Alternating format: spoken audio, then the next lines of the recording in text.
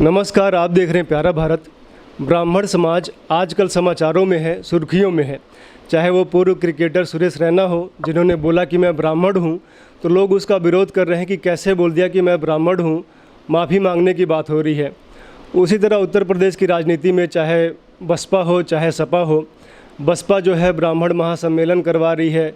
Samajwadi party में अखिलेश यादव जो हैं परशुराम प्रतिमा को स्थापना करवा रहे हैं। तो यहाँ पे उत्तर प्रदेश में ब्राह्मणों को अपने पक्ष में करने का प्रयास सभी पार्टियाँ कर रही हैं। लेकिन सबसे पहले हम बात करेंगे जो ये ब्राह्मण को लेके सुरेश रैना को माफ़ी मांगने की बात कही जा रही है। इसी विषय पर बात करने के लिए हमारे साथ राजनीति विज्ञान के प्रोफेसर डॉक्टर कौशल किशोर मिश्रा जी हैं। आइए उनसे जानने का प्रयास करते हैं कि ये जो राजनीति हो रही है उसके बारे में इनका क्या कहना है। सर, ये बताइए, जैसे सुरेश रैना पूर्व क्रिकेटर हैं, उन्होंने बोला मैं ब्राह्मण हूं, तो लोग बोल रहे हैं कि आप माफ़ी मांगिए। अन्य जातियों के लोग भी बोलते हैं कि मैं ये जाति का हूं, मैं वो जाति का हूं, तो उन पे कोई बोलता नहीं है। तो ब्राह्मण है तो ब्राह्मण ही ना बोलेंगे। मेरा नाम कौशल किशोर मिश्रा है जी। मैं भी ब्राह्मण हूँ। अगर मैं अपने को ब्राह्मण के रूप में अपने को प्रतिबिंबित करता हूँ तो इसमें अपराध मैं क्या करता हूँ? क्या अपराध मैंने किया? हमने राष्ट्र के खिलाफ बोला, हमने समाज के खिलाफ बोला, हमने जातिवाद के जाति के खिलाफ बोला। ब्राह्मण का अर्थ बिना समझे और ब्राह्मण के नाम पर राजनीति करने वाले लोगों को हम मूर्ख नहीं कहेंगे तो और क्या कहेंगे? पता भी है कि ब्राह्मण क्या है, पता भी है कि ब्रह्म और क्षत्र का संबंध क्या है, पता भी है कि भारत की सांस्कृतिक अधिष्ठान में, भारत के सांस्कृतिक परंपरा में, भारत के राजनीतिक परंपरा में ब्रह्म और क्षत्र का संबंध क्या है। पहले तो ब्रह्म तो समझिए, तब न ब्राह्मण की बात करेंगे। अगर सुरेश रैना ने कह दिया अपने गर्व से कि मैं ब्राह्मण हूँ तो स्वागत होना चाहिए। इसमें कौन सा अपराध उन्होंने कह दिया? और क्यों सुरेश रैना माफ़ी मांगे? भाई, ब्राह्मण कह देने से माफ़ी मांग ले। जो लोग पाकिस्तान जिंदाबाद कह रहे हैं वो माफ़ी ना मांगे, और हम ब्राह्मण कह दें तो हम माफ़ी मांगे। पहले तो उन लोगों को माफ़ी मांगना चाहिए जो पाकिस्तान जिंदाबाद करके नारे लगा रहे हैं। कौन लोग हैं जो पाकिस्तान जिंदाबाद के नारे लगा रहे हैं? कौन लोग जातिवाद के सामाजिक समीकरण कर रहे हैं? कौन लोग सोशल इंजीनियरिंग के नाम पर सत्ता हाथी आने का प्रयास पिछले वर्षों से कर रहे हैं? अम्बेडकर जो मंडल कमीशन के बाद जाति का एक नया रूप सामने देश में आया। हर आदमी जाति की आइडेंटिटी लेके चल रहा है। भारत में जाति की आइडेंटिटी रोटी बेटी के संबंध के कारण होती है ना। हैं तो सभी भारतीय, चाहे किसी भी ब्राह्मण हो, क्षत्रिय हो, वैश्य हो, दलित हो, ओबीसी हो या मुसलमान तक भी हों, सब तो हैं भारतीय। भारतीय कहने में क्यों शर्म होता है लोगों को? अगर कोई आदमी कहता है कि मैं ब्राह्मण हूं तो माफ़ी क्यों मांगे? उसने अपराध क्या किया? और आप ब्राह्मणों से चिढ़ क्यों रहे हैं?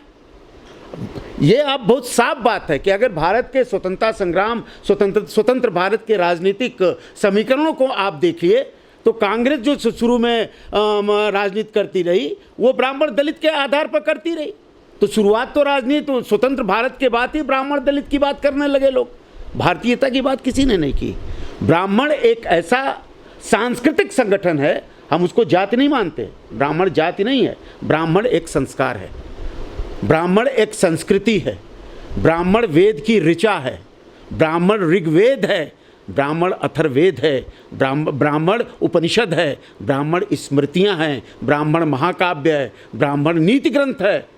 ब्राह्मणों की ये परंपरा है। जितने भी देश में इस देश में ऋषियों ने हमारे जो ज्ञान की परंपरा को स्थापित किया, कौन लोग थे? वो ब्रह्म से ही तो निकले थे। ब्रह्म मतलब ज्ञान होता है, ज्ञानिक लोग थे। अब ज्ञानिक अगर सुरेश रैना कह दे कि हम ज्ञानिक हैं, हम ज्ञानवान हैं, तो वास्तव में क्रिकेट के ज्ञानवान हैं, तो उसमें क्यों माफ़ी मांगे वो? वस्तुतः ये होता है कि ब्राह्मण इस देश में कभी भी वोट बैंक के रूप में काम करता नहीं रहा। ब्राह्मण हमेशा राष्ट्रवादी रहा। चंद्रशेखर आज़ाद का नाम आप जानते ही हैं। स्वतंत्रता संग्राम में जितने भी बलिदानी क्रांतिकारी हुए उनका लिस्ट उठा के देख लीजिए, कैसे लोग थे वो, कौन लोग थे वो तो भारत मातृभूमि पर अपने को बलिदान कर रहे थे ना, कि जाति के आधार पर बलिदान कर रहे थे। भारत में सोशल इंजीनियरिंग जैसा कंसेप्ट भारतीय लोकतंत्र के लिए खतरा है। और उत्तर प्रदेश में जो राजनीति बिकरू कांड के बाद या कानपुर कांड के बाद जिस तरह से ब्राह्मण ब्राह्मण ब्राह्मण चिल्ला रहे हैं, वो लोग सारे के सारे लोग गलतफहमी में। ब्राह्मण वही करेगा जिससे उत्तर प्रदेश के लोगों का कल्याण होगा। ब्राह्मण वही करेगा जिससे उत्तर प्रदेश के लोगों के में एक अच्छा नेतृत्व पैदा करेगा। ब्राह्मण वही करेगा जो स्वार्थ के आधार पर ब्राह्मण वोट नहीं करता। इसलिए आज तक ब्राह्मण वोट बैंक के रूप में नहीं आया। लोग प्रयास करते रहे कि ब्राह्मण एक वोट बैंक के रूप में आ जाए। ओबीसी वोट बैंक हो सकता है, दलित वोट बैंक हो सकता है, मुस्लिम वोट बैंक हो सकता है, विभिन्न जातियां वोट बैंक हो सकती हैं। ब्राह्मण को वोट बैंक आज तक माना किसने? और है कहाँ ब्राह्मण वोट बैंक? आप ब्राह्मण सम्मेलन कर लीजिए, आप ब्राह्मणों के नाम पर आप मुकदमे की पैरवी कर लीजिए, इससे क्या ब्राह्मण खुश हो जाएगा? ब्राह्मण आपके बहकाव में आ जाएगा? ब्राह्मण बहकता नहीं, ब्राह्मण पथ प्रदर्शक है। और देश का ही नहीं, प्रदेश का भी पथ प्रदर्शक है, देश का भी पथ प्रदर्शक है। वो राष्ट्र के साथ जुड़ता है, वो कल्याण के साथ जुड़ता है। कोई ऐसा जाति इस देश में आप गिना दीजिए जो सबको आशीर्वाद दे करके आगे बढ़ता हो। भीख मांगता है लेकिन खुश रहा बेटा ही कहता है, किसी का अहित नहीं चाहता। ऐसी जाति, ये जाति नहीं हो सकती, ये परंपरा हो सकती है। भारत की ये परंपरा है, वसुधैव कुटुंबकम की परंपरा है, समरसता की परंपरा है, एक साथ जुड़ने की परंपरा है। भारत की आत्मा के साथ जोड़ करके राष्ट्रवाद को उत्तिष्ठ करने की परंपरा है। ये है ब्राह्मण। अगर सुरेश रैना ने कहा कि हम ब्राह्मण हैं तो कोई बात नहीं, कहना चाहिए उनको, छाती ठोक के कहना चाहिए। क्यों माफ़ी मांगे भाई? अब कौन लोग माफ़ी मंगवा रहे हैं? माफ़ी मंगवाने वाले लोग कौन हैं? वामपंथी, बाबा साहब भीमराव अंबेडकर क्या ब्राह्मण को गाली कभी देते थे क्या? उन्होंने संविधान की रचना की। इस देश के बेटे हैं बाबा साहब भीमराव अंबेडकर, उनका सम्मान हम सभी करते हैं, वो आदरणीय है, पूजनीय है। उन्होंने कभी भी जाति के नाम पर इस तरह की बात नहीं। उन्होंने समाज के पिछड़े और दलित वर्ग को ऊंचा उठाने की बात की। ब्राह्मण भी तो ही करता रहा। समाज के जो पिछड़े वर्ग हैं, समाज के जो दलित वर्ग हैं, महिलाएं हैं, आदिवासी हैं, अगर समाज के दौड़ में पीछे छूट गए हैं तो ब्राह्मण अगर उनको आशीर्वाद दे के ऊपर उठाने की बात करता है तो यह कहना अपराध है, यह करना अपराध है। ये कौन सी राजनीति आप कर रहे हैं? यह आप देश का भला नहीं कर रहे हैं, उत्तर प्रदेश का भी भला नहीं कर रहे हैं। और आप देखिएगा 2022 के चुनाव में ब्राह्मण को वोट बैंक के रूप में परिणित करने के जितने भी सुनियोजित षड्यंत्र इस प्रदेश में होंगे 2022 के, सब असफल हो जाएंगे। क्योंकि ब्राह्मण का मन, मस्तिष्क, ज्ञान, परंपरा बहुत साफ होता है, उसकी दृष्टि ही साफ है, उसकी दृष्टि का मुकाबला कोई नहीं कर सकता। इसलिए ब्राह्मण ब्राह्मण चिल्ला रहे हैं। क्या ब्राह्मण ब्राह्मण का क्रिकेट मैच हो रहा है क्या उत्तर प्रदेश में? ब्राह्मण का मतलब क्या होता है? ब्राह्मण का ब्रह्म कौन है? ईश्वर से जुड़ा हुआ है, ज्ञान से जुड़ा हुआ है। छत्र कौन है? जो राजशाही करे, जो सत्ता चलाए, जो शासक वर्ग है वो छत्र है, जो ज्ञान वर्ग है वो ब्राह्मण है। तो ज्ञान वर्ग तो कोई भी हो सकता है। ब्राह्मण को जाति क्यों मानते हैं? पंडित बिस्मिल्लाह खां ब्राह्मण है, संगीत के मार्तंड हैं, बिस्मिल्लाह खां पंडित कहे जाते हैं। पंडित हरिप्रसाद चौरसिया वो पंडित हैं, ब्राह्मण कहे जाते हैं। पंडित किशन महाराज, ये आप संगीत की परंपरा को आप देख लीजिए, सब ब्राह्मण कहे जाते हैं। ब्राह्मण इसलिए नहीं कि उनकी जाति है, ब्राह्मण इसलिए कहे जाते हैं कि वो अपने फन में माहिर लोग हैं, इस देश की माटी के सपूत लोग हैं। तो आप ब्राह्मण ब्राह्मण खेल रहे हैं। ब्राह्मण कभी भी इस देश में जाति वोट बैंक के रूप में परिणित नहीं किया जा सकता, ये बहुत साफ बात है। ये चाहे जैसे भी चाहे आप उसको उसका सर्वेक्षण कर लें, उसको चाहे जैसे भी रिसर्च कर लें, लेकिन ब्राह्मण ब्राह्मण खेल करने से जातिगत विद्वेष जरूर पैदा हो सकते हैं, लेकिन न तो आप ब्राह्मण का सम्मान छीन सकते हैं, न तो ब्राह्मण के अंदर जो कल्याण करने का एक भाव होता है उसको छीन सकते हैं, नहीं सकते। वो हमेशा आशीर्वाद देता रहा और हमेशा आशीर्वाद देता रहेगा।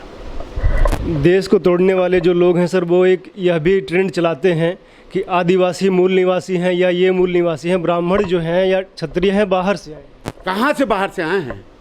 आर्य बाहर से आए। कहाँ? आर्य और ब्राह्मण में अंतर समझते हैं कि नहीं समझते? आर्य ही ब्राह्मण, ये किसने बता दिया आपको? ब्राह्मण तो अलग हो गया, आर्य तो अलग हो। आर्य पर विवाद हो सकता है, लेकिन ब्राह्मण तो ऋषि परंपरा है भैया। ऋषि परंपरा क्या कुवैत से आया है क्या? कि अमेरिका से ऋषि परंपरा आया है? कि कनाडा से ऋषि परंपरा? ऋषि परंपरा तो भारत की ऋषि परंपरा है। गोस्वामी तुलसीदास ऋषि परंपरा के हैं ना, कबीर ऋषि परंपरा के हैं ना, कीनाराम ऋषि परंपरा के हैं ना, रविदास ऋषि परंपरा के हैं ना, वो भी तो ब्राह्मण है। उन्होंने क्या किया? उन्होंने सबका कल्याण चाहा, विभेदों को हटाया, विभेदों को दूर किया। तो ब्राह्मण तो विभेद को दूर करता है, विभेद पैदा नहीं करता है।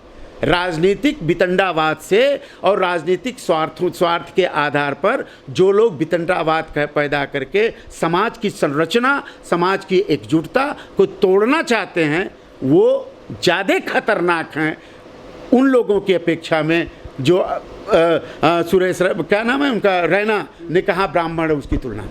सीधी सीधी बात है। अच्छा सर, ये बताइए, उत्तर प्रदेश का जो चुनाव होने वाला है, आप बोल रहे हैं कि ब्राह्मण जो है वोट बैंक के रूप में कभी काम नहीं करता है, न कभी करेगा, तो फिर भी क्या लग रहा है इस बार जो ब्राह्मण समाज है किधर उसका वोट जा सकता है? ये देखिए, ये सवाल हाइपोथेटिकल सवाल है जी। कि ब्राह्मण का वोट किधर जाएगा। ब्राह्मण का वोट किधर जाएगा, कौन कहाँ जाएगा? वो ब्राह्मण का वो वोट उत्तर प्रदेश के कल्याण के लिए होगा, जिसकी उसकी दृष्टि में जो व्यक्ति उत्तर प्रदेश के लिए सशक्त नेतृत्व पैदा करेगा, उसकी दृष्टि में जो व्यक्ति उत्तर प्रदेश को एक शीर्ष रूप दिलाने में, आर्थिक, सामाजिक, सांस्कृतिक, राजनीतिक रूप से मजबूत करने में जो भूमिका नेतृत्व करेगा, ब्राह्मण उसके साथ रहेगा। राम जन्मभूमि आंदोलन 500 साल का आंदोलन था, ठीक है। अब आप कहिए कि राम जन्मभूमि का आंदोलन जो है ब्राह्मण का आंदोलन है। ब्राह्मण का आंदोलन है। राम सिर्फ ब्राह्मण थे, राम सिर्फ ब्राह्मणों के हैं। राम भारत की आत्मा है, राम भारत की चिति हैं, राम भारत के मेधा हैं, शक्ति हैं। लोहिया ने कहा है, राम कृष्ण शिव, ये लोहिया ने किताब लिखी और राम को इस देश के मेधा विवेक बनाया। तो विवेक ब्राह्मण नहीं हो सकता, राम ब्राह्मण नहीं है। और राम मंदिर को ब्राह्मणवाद शाही, ब्राह्मण शाही की बात करने वाले लोग, वो न राम को जानते हैं न इस देश के समाज को जानते हैं। वो राजनीति के सत्ता के भोगी लोग हैं और सत्ता के भोग करने में जातिगत वितंडावाद करके समाज को तोड़ने का काम करते हैं। ये क्रम बहुत वर्षों से चलता रहा, लेकिन भारतीय समाज का कुछ हुआ नहीं, कुछ बिगड़ा नहीं, क्योंकि उसके खून में समरसता है। उसके रक्त को आप नहीं बदल सकते, उसके डीएनए को आप नहीं बदल सकते। आप चिल्लाते रहिए, एक पीढ़ी जाएगी, खत्म हो जाएगी, चिल्लाते रहिए आप। माफ़ी मांग, क्यों माफ़ी मांगे हम भाई? हम किसी जाति का नाम नहीं ले रहे हैं, हम हर जाति का सम्मान करते हैं। हमारे लिए दलित भी मेरा भाई है, हमारे लिए ओबीसी भी मेरा भाई है, उसका भी कल्याण हो, दलित का भी कल्याण हो, सभी ऊपर उठे। ये ब्राह्मण का ये दर्शन है। इस दर्शन के आधार पर ब्राह्मण की परिभाषा तय होती है। ब्राह्मण की दर्शन फिलॉसफी है, ब्राह्मण जाति नहीं है। इस ब्राह्मण की फिलॉसफी दर्शन को समझना चाहिए यहाँ के नए राजनीतिक नेताओं को, पॉलिटिकल पार्टीज़ को, कि ब्राह्मण एक फिलॉसफी है जो सिर्फ कल्याण और वेलफेयर की बात करता है, सांस्कृतिक अधिष्ठान की बात करता है, भारत की सांस्कृतिक का जो परंपरागत रूप है उसको सुरक्षित रखने की बात करता है। और पीढ़ी दर पीढ़ी ब्राह्मणों में एक संस्कार है कि हम 7 पीढ़ी को भी महालय में पिंडदान करते हैं। 7 पीढ़ी क्या है? ट्रेडिशन है, परंपरा है। हम परंपरावादी लोग हैं और मुझे गर्व है, मैं तो खुद ब्राह्मण हूँ, अब मुझे गर्व है, मुझे ब्राह्मण बनने में गर्व है, लेकिन मैं किसी का अपमान तो नहीं करता। अरे आप कहे कि कौशल किशोर मिश्रा ब्राह्मण कहते तो माफ़ी, क्यों माफ़ी मांगे भाई? आपके कहने से माफ़ी मांग लेंगे हम? हमने अपराध क्या किया? क्या आप चाहते हैं कि इस देश के ब्राह्मण समाज को समुद्र में फेंक दिया जाए, समुद्र में डुबा दिया जाए, इस देश से बहिष्कृत कर दिया जाए ब्राह्मणों को? वो भारत के अंग नहीं है, वो भारत के बेटे नहीं है। चंद्रशेखर आजाद ब्राह्मण थे तो उनको क्या समुद्र में बहा देंगे आप? पंडित राम प्रसाद बिस्मिल को समुद्र में बहा देंगे आप? पंडित जवाहरलाल नेहरू को समुद्र में बहा देंगे आप? पंडित तो खुद लिख रहे हैं, वो भी तो ब्राह्मण हुए, तो उनको समुद्र में बहा देंगे आप? वो भी देश की माटी के लोग हैं। तो राजनीति के अंधानुकरण में आप इस देश के दर्शन को, इस देश के सामाजिक समरसता को, इस देश की सामाजिक एकता को, इस देश के सामाजिक स्वरूप को, इस देश के सामाजिक सांस्कृतिक को आप तोड़ नहीं सकते, चाहे आप कुछ कर लें। चंद्रशेखर आज़ाद का आपने नाम लिया, उनका भी आज जो चल रहा है ट्रेंड कि चंद्रशेखर तिवारी जनेऊधारी, उसका भी लोग विरोध करते हैं। अरे भाई चंद्रशेखर तिवारी हैं, चाहे चंद्रशेखर मिश्रा हैं, चाहे चंद्रशेखर पांडे हैं, चाहे चंद्रशेखर उपाध्याय हैं, चाहे चंद्रशेखर शुक्ला हैं, जनेऊ पहनना हमारा संस्कार, हम जनेऊ पहनेंगे। इसमें आपको आपत्ति किस बात का? आपसे जनेऊ छीन रहे हैं क्या? आप भी जनेऊ पहनिए, हम तो रोक नहीं रहे हैं किसी को जनेऊ पहनने से। अगर चंद्रशेखर आजाद जनेऊधारी हैं तो हैं तो हैं, जनेऊ पहनते रहे। जनेऊ उनका जनेऊ उनके स्वाभिमान का प्रतीक है। जनेऊ और शिखा उनके गायत्री मंत्र उनके स्वाभिमान का प्रतीक है। लेकिन बलिदान किसके लिए हुए? सिर्फ ब्राह्मण के लिए बलिदान हुए हो? चंद्रशेखर आजाद की का बलिदानी या बलिदान सिर्फ एक जाति के लिए हुआ है, एक संप्रदाय के लिए हुआ है कि देश के लिए हुआ है? अंग्रेजों के खिलाफ हुआ है, गुलामी के विरुद्ध हुआ है। वो जनेऊ पहने चाहे शिखा बंधे। अब जनेऊधारी हैं तो और तिवारी हैं तो अपराधी हो गए। तो आप इस देश के क्रांतिकारी बलिदानियों का अपमान कर रहे हैं, और इस देश में क्रांतिकारी बलिदानियों का अपमान करने वाला यह देश का अपना नहीं हो सकता। ये बहुत साफ बात है, और ये मैं मानता हूँ, बहुत स्पष्ट मेरा दृढ़ है कि स्वतंत्रता संग्राम 75वां स्वतंत्रता का 75वां वर्षगांठ यह देश मना रहा है। इसमें ब्राह्मणों की भी उतनी ही भूमिका है जितनी दलितों की भूमिका है, जितना ओबीसी की भूमिका है, जितना समाज के अन्य वर्गों की भूमिका है। हर की भूमिका है, भारतीय की भूमिका है। स्वतंत्रता संग्राम की लड़ाई भारतीयों ने लड़ी है, न ब्राह्मण ने लड़ा, न कोई अन्य जाति ने लड़ा। और चंद्रशेखर आज़ाद इस देश की आत्मा और इस देश के संस्कारों के प्रतीक हैं, जिनका काम है कि अपना कुछ नहीं है, जो कुछ भी है भारत माता के लिए है। राष्ट्र प्रथम का जो अवधारणा है वह उस समय भी चल रहा था, और आज भी राष्ट्र प्रथम की अवधारणा के रूप में समाज आगे बढ़ रहा है।